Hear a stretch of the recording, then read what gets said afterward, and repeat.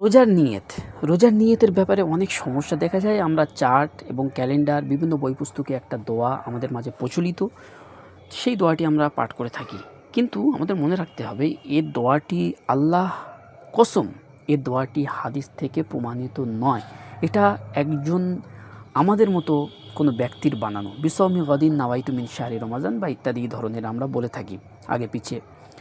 তো এই যে দোয়াটি, এটা যে কোনো এশিয়া মহাদেশের কোনো ব্যক্তির বানানো, কোনো আরবি জানে যারা, আরবির অভিজ্ঞতা রয়েছে, তারা এই দোয়াটি বানায়নি।